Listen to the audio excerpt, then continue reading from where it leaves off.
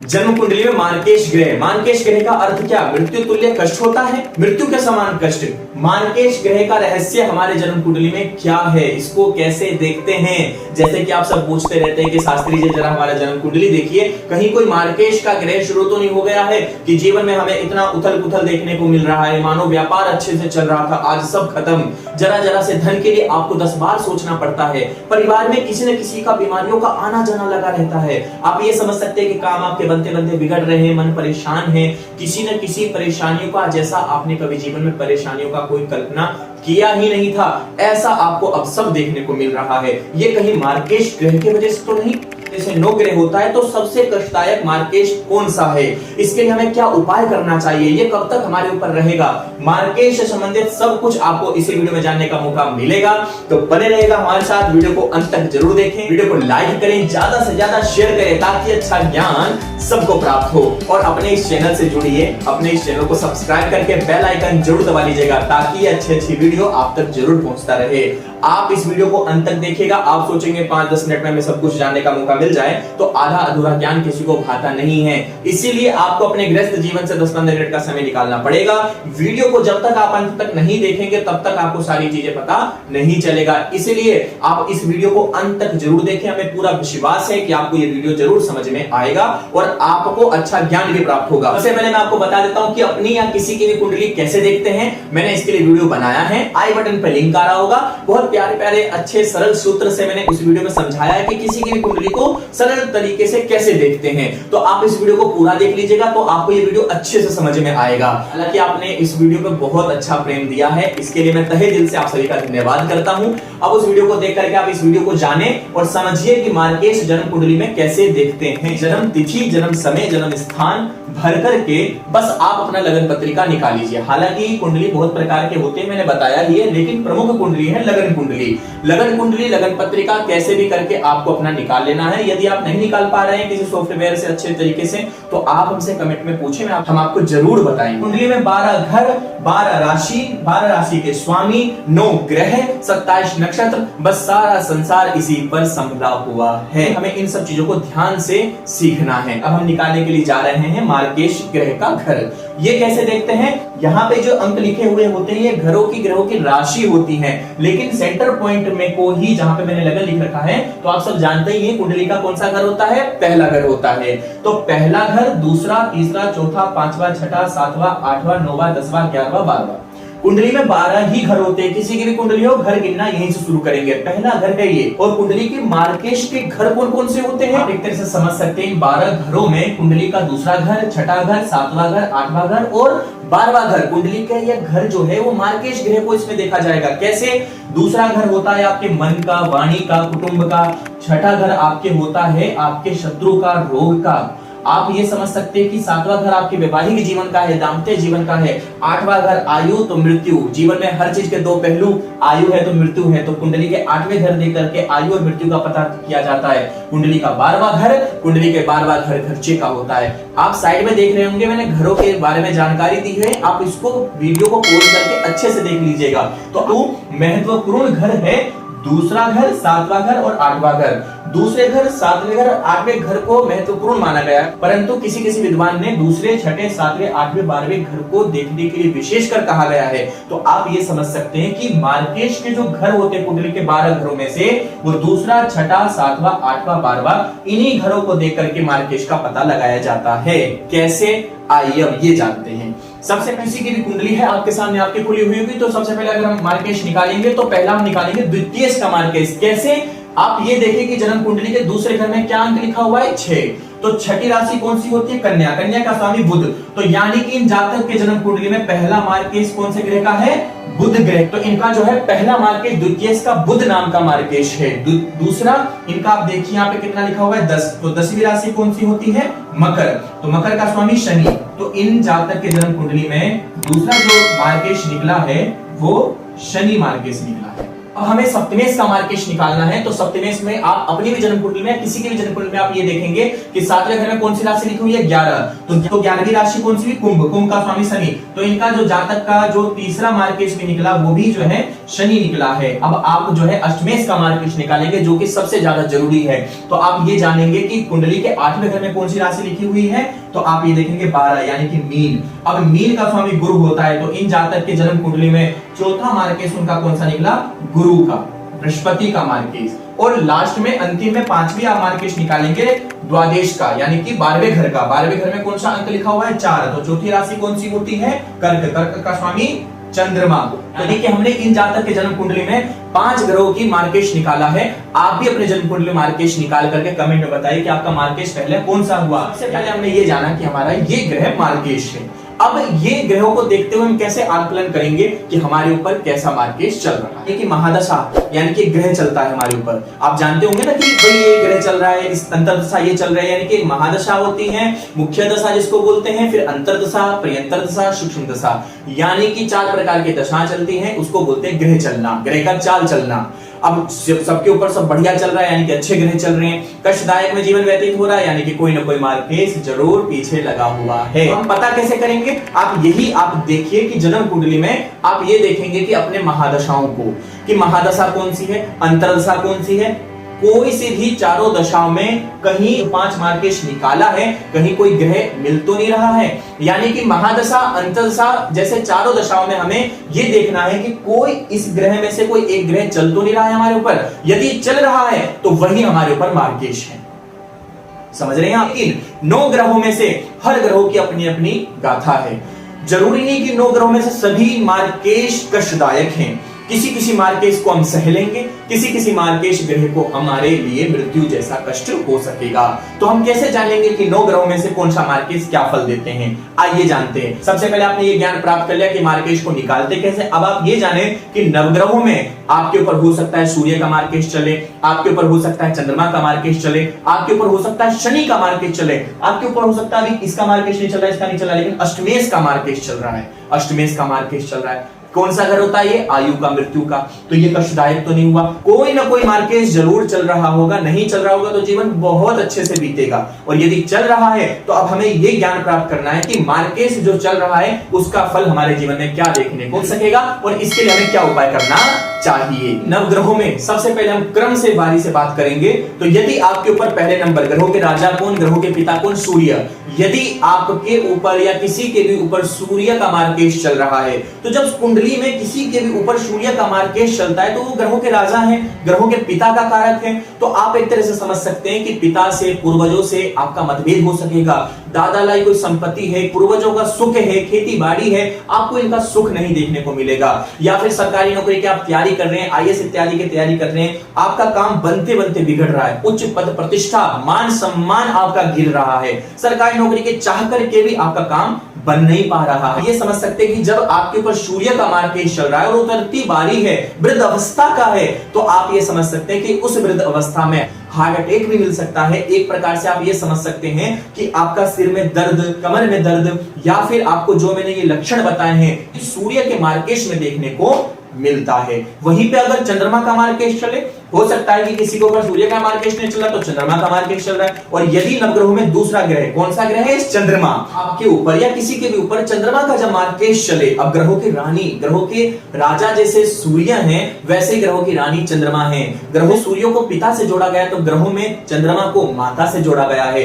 तो आप ये समझ सकते हैं कि किसी के ऊपर अगर चंद्रमा का मार्केश चल रहा हो तो माता से संबंध बिगड़ सकते हैं, माता आपके प्रति ज्यादा ही चिंतित होती होंगी, माता का स्वास्थ्य बिगड़ता होगा, आपका भी स्वास्थ्य बिगड़ता होगा। हो सकता है सर्दी, बुखार, जुकाम, निमोनिया जैसी बीमारियों का सामना करना पड़ सके, बेड रेस्ट आपको देखने को मिल सके। आप ये समझ सकते हैं कि आपका मन दुरुस्त है, मन परेशान है, आपका किसी काम में आपका मन नहीं लगता है, आपका मन चिड़चिड़ापन सा, क्रोधित सा, व्याकुलता, नेगेटिविटी थॉट्स आना, विचार आपके गलत गलत आने आपके मन में, आप ये समझ सकते हैं कि आपका मन हमेशा अशांत रहता होगा। चंद्रमा के मार्गेश में कोई ना कोई बीमारियों का आना जाना लगा रहता है, मन परेशान रहता है, और सबसे बड़ी बात कि घर में कोई ना कोई बात पे कलह कलेश होता रहेगा, माता से पिता से संबंध आपके बिगड़ते रहेंगे, आपका किसी चीज में मन नहीं लग पाएगा। तो चंद्रमा के मार्गेश में हमें ये देखने को मिलेगा। अब यदि हम तीसरे नंबर पे मार्गेश मंगल का बात करें तो आप मंगल के मार्गेश में ये देख सकते हैं कि किसी की भी जन्म कुंडली में अगर मंगल का मार्गेश चले तो मंगल के मार्गेश में आपको चोट खोट देखने को मिलेगा। चंद्रमा के मार्गेश में जल का भी खतरा है, उसी प्रकार से मंगल के मार्गेश में आपको अग्नि से खतरा है, अग्नि से बचाव रखना चाहिए आपको। आप मंगल के मार्गेश में देखेंगे आपको चोट-पोट जरूर कोई ना कोई लगती होंगी, गाड़ी से एक्सीडेंट इत्यादि जरूर होते होंगे, या फिर आपके काम बनते बनते बिगड़ते होंगे। मंगल के मार्गेश में खून का, रक्त का प्रवाह होना, क्रोध का बढ़ना, ज्वाला की तरह क्रोध का आना, आप एक तरह से समझ सकते हैं कि गोली इत्यादि से आपको मृत्यु तुल्य कष्ट मिले, कोर्ट कचहरी का चक्कर मिले, कोर्ट कचहरी के चक्कर में आप फंस गए, किसी न किसी परेशानी में आप फंस गए, बाधा से आप निकल नहीं पा रहे हैं, वो हमें मंगल के मार्गेश में देखने को मिलता है। जी हाँ, वहीं पे बुध के मार्गेश में देखें तो वो भी मृत्यु तुल्य कष्ट देता है। जैसे कि बुध के मार्गेश में, क्योंकि बुध ग्रह नपुंसकता है, आप ये समझ सकते हैं कि आपकी वाणी बेकार हो जाएंगी, तीखी वाणी हो जाएंगी, विचार आपके सही सही उत्पन्न नहीं होंगे आपके माइंड में, आप किसी भी काम को सवार नहीं सकते हैं, काम बिगड़ता चला जाएगा, अपने वाणी से अपने पार्टनर के आपके काम को आप बिगाड़ लेंगे, आप समाज के सामने आपकी एकदम से ईमान हानि, जैसे सूर्य में बताया था वैसे आपको बुध में भी देखने को मिलेगा, आप अपनी छवि को बेकार कर सकते हैं। बुध के मार्गेश में आपको मृत्यु तुल्य कष्ट देखने को मिल सकता है। बुध के मार्गेश में आपको वाणी का संयम रखना बहुत ज्यादा जरूरी है। मिलेगा, मानो कोई व्यापार था और वो व्यापार इतनी फैक्ट्रियां चलती थी, आज कुछ नहीं है, जरा जरा से धन के लिए आपको सोचना पड़ रहा है, वो सब बुध के मार्गेश में भी देखने को मिलता है। व्यापार का खत्म होना, पार्टनरशिप में धोखा खाना, है ना, अपने हाथों से धन दे रहे हैं वो वापस नहीं आ रहा है ना, तो ये सारी चीजें तो धोखाधड़ी वाली बातें होती हैं, वो भी आपके बुध के मार्गेश में, शुक्र के मार्गेश में देखने को मिलता है। और यदि यहीं पे आप बृहस्पति की मार्गेश करें तो वहां पे हमें मृत्यु का कष्ट, भय होने, भयभीत होने की जरूरत नहीं है। क्यों? क्योंकि यही हमने मार्गेश का जो बात किया, सूर्य चंद्रमा कष्ट है, मृत्यु की बातें नहीं करी। मंगल में और बुध में आपको सचेत होने की जरूरी है, बहुत ज्यादा सावधान होना जरूरी है। तो मंगल बुध में आपको सावधान होना। बृहस्पति के मार्गेश में हमें कष्ट तो मिलेगा, लेकिन बृहस्पति के मार्गेश में मृत्यु देखने को नहीं मिलेगा। जैसे इन जातक की जन्म कुंडली में आप देखिए कि अष्टमेश का मार्गेश क्या है, इनका गुरु है, बृहस्पति है। जन्म कुंडली में यदि अष्टमेश का मार्गेश चले तो वो सबसे ज्यादा कष्टदायक होता है। सब मार्गेश कष्टदायक हैं, लेकिन अष्टमेश, क्योंकि अष्टम भाव आयु और मृत्यु का है, तो अगर अष्टमेश का मार्गेश चले तो वो सबसे ज्यादा कष्टदायक है। लेकिन वहीं पे इनका ज्यादा भयभीत होने की जरूरत नहीं है। क्यों? क्योंकि अष्टम भाव का स्वामी बृहस्पति है, तो बृहस्पति इनका मार्गेश हुआ। और यही मैं अभी आपसे क्या कह रहा हूं कि बृहस्पति कष्ट तो दे सकते हैं, लेकिन आपको मृत्यु का भय होने का जरूरत नहीं है। देवों के देव गुरु बृहस्पति हैं। आप एक तरह से समझ सकते हैं कि बृहस्पति के मार्गेश में आपको यही देखने का मौका मिलेगा कि आपके पास ज्ञान है, ज्ञान का भंडार है, विद्या है, आप शिक्षार्थी हैं, विद्या है, लेकिन आप उसका उपयोग नहीं कर रहे हैं। आपके पास ज्ञान का भंडार है, लेकिन आप उसको समाज के सामने आप प्रस्तुत नहीं हो रहे हैं, ऑनलाइन नहीं आ रहे हैं, आप समाज के सामने प्रस्तुत नहीं हो रहे हैं, आप चाहकर के अपने गुणों का व्याख्या नहीं कर पा रहे हैं। बृहस्पति के मार्गेश में सब धरा का धरा रह रहा है, उसका आप उपयोग नहीं कर रहे हैं। आप अपने कार्यों को बस पड़ा हुआ है, लेकिन आप उसको सवार नहीं रहे हैं। गुरुओं के साथ रह करके आपको अनोखा ज्ञान जो लेना चाहिए, लेकिन आप उस ज्ञान को नहीं ले पा रहे, वो आपका व्यर्थ हो रहा है, वही आपको पीड़ा बना देगा।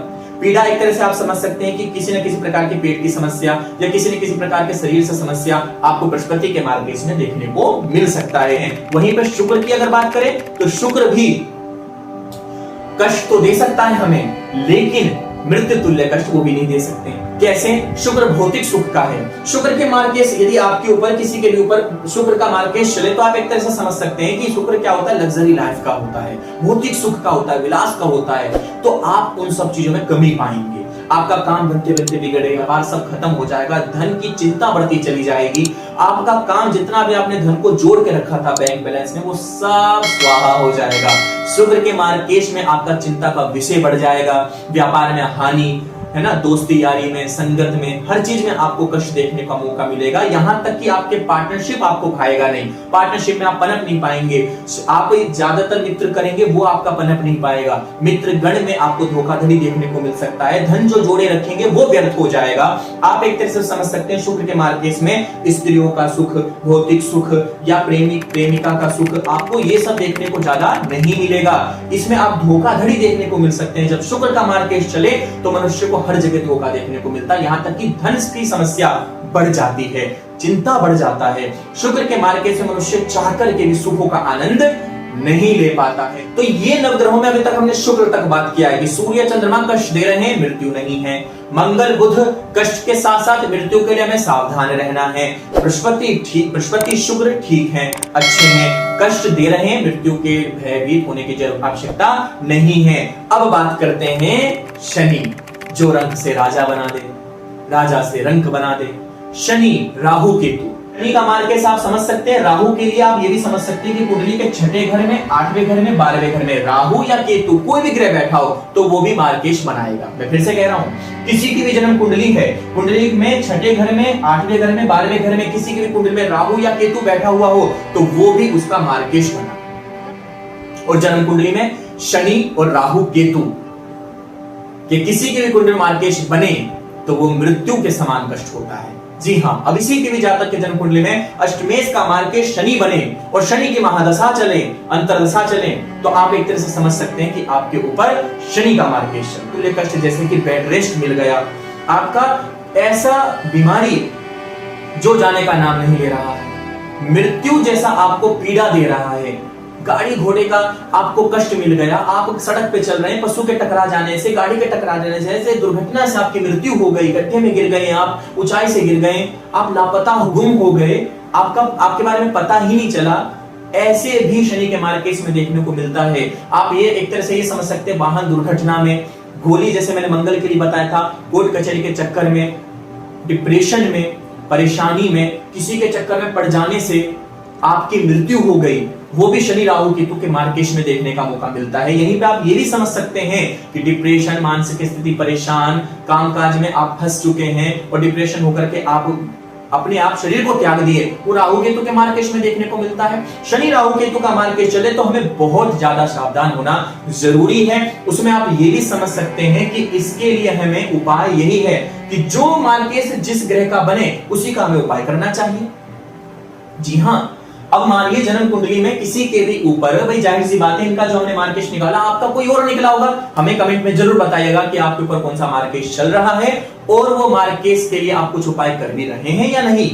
आप ये समझ सकते हैं उपाय में कि जो जिस ग्रह का मार्केट बने उसी ग्रह का हमें उपाय करना चाहिए। जड़ को सही कर लेंगे, अपने आप ही सदग्रह अपने आप प्रसन्न हो जाएंगे। पता चला ग्रह मार्केट है शुक्र, उपाय हम कर रहे हैं बुध का, वो हमें लाभ कहां से देगा।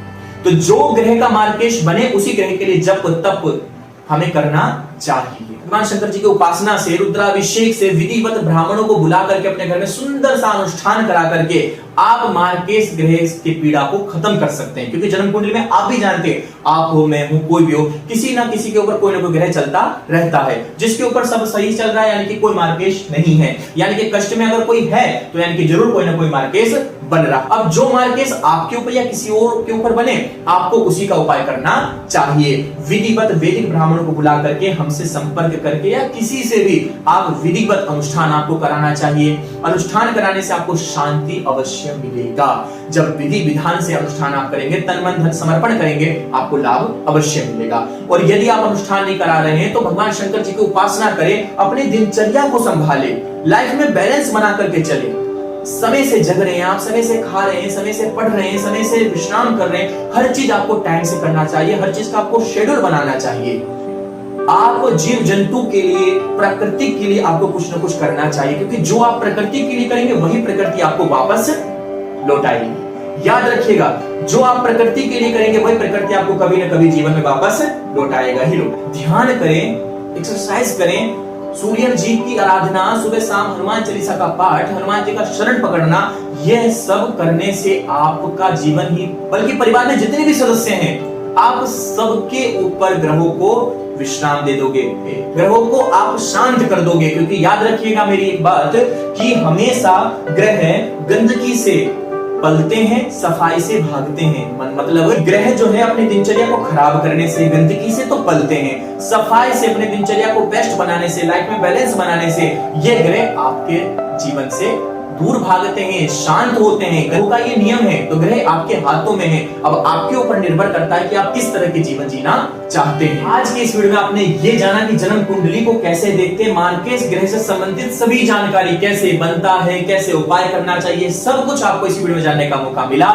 तो आपको ये वीडियो कैसा लगा हमें कमेंट में जरूर बताइएगा। यदि आप कुछ पूछना चाहते हैं तो कमेंट में जरूर पूछें, हमसे संपर्क कर सकते हैं। आप नंबर देख ही अपने कुंडली का विश्लेषण संपूर्ण तरीके से करा सकते हैं। तब तक के लिए नमस्कार, प्रेम बनाए रखिएगा, वीडियो को लाइक करिए, ज्यादा से ज्यादा शेयर करिए, चैनल को सब्सक्राइब करके बेल आइकन जरूर दबा लीजिएगा। राधे राधे, जय श्री श्याम।